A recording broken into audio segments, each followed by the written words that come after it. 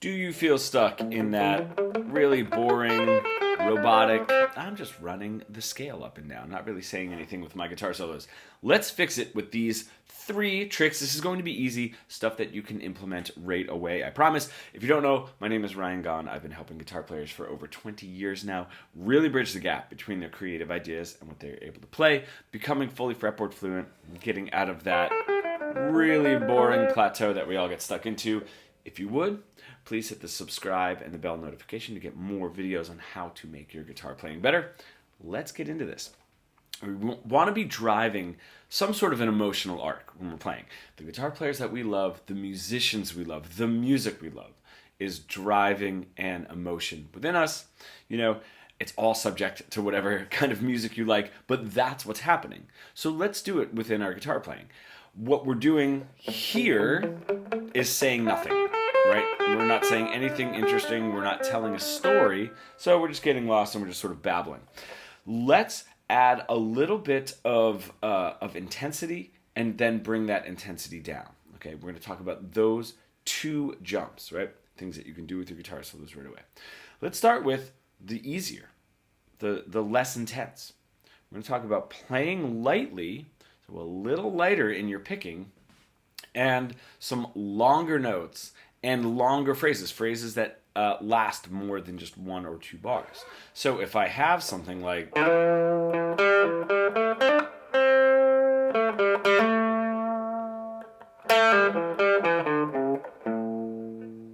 right, nice and flowy, we're moving through, the notes are long, I'm not drilling into the strings very much, and I'm letting those phrases last, as well as like a little bit of breathing room with those longer notes.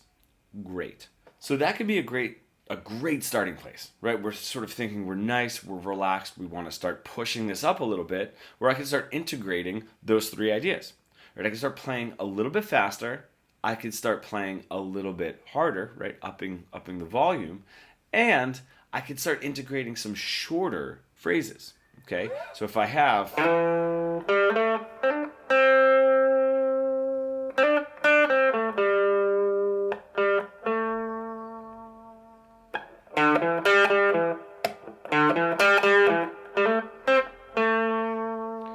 just that a little bit louder, and those 2 back-to-back phrases are nice and short, and in each one of those phrases, the rhythm, the pace of it moves a little bit faster, right? So we're bumping up slowly. We don't have to go from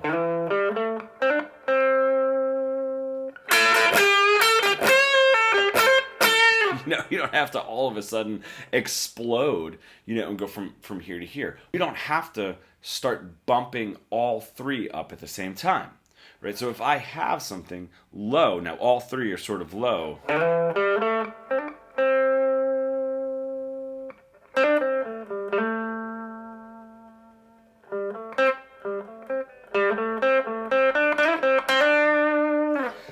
I'm pulling that story up a little bit with those shorter and faster phrases, but I'm not pumping the volume up all that much, right? And that's a really, really cool effect where we're not just pumping the gas on all 3, right? We can do that in so many different ways. If I'm starting, I really like starting on this bass line. Doesn't mean that you have to start your solo there, that down low, but it just means as we're adding, we can really notice what it is that we're adding.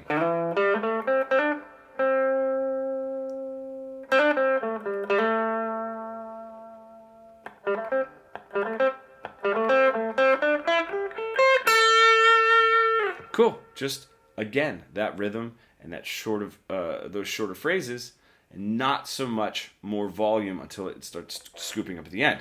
What if I go sort of in the other direction here?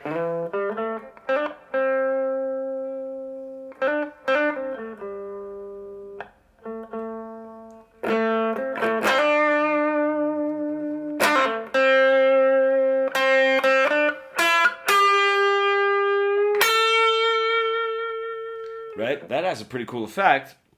I'm not really speeding and rushing and creating urgency with the rhythm or the phrase length, but I'm going to start pushing the volume up a little bit more, right? And all of these things are just going to spotlight as you do them. So a great way to start integrating them is if you put a backing track on, right? First, let's drop down to that sort of really relaxed bass line.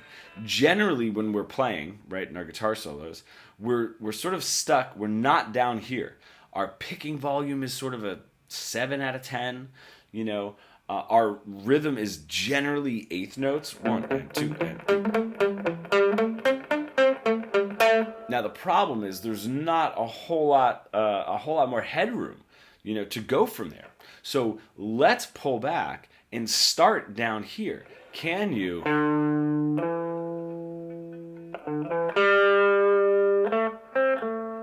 Get really relaxed and really low. Now you have so much headroom with your volume, right?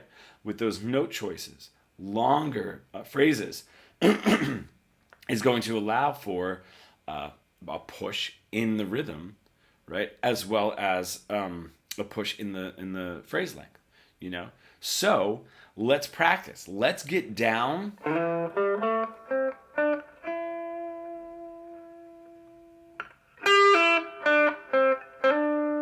Down really low, and then just phrase length and rhythm. Okay, cool. Go back to really low.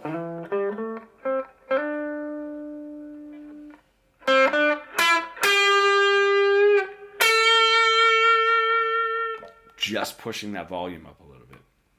You know, even if we go really low.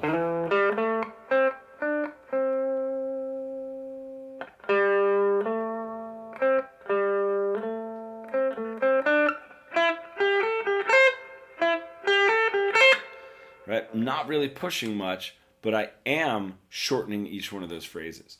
So focusing on each one of those, starting from that low, relaxed place and pushing up one at a time is going to be a great way to practice.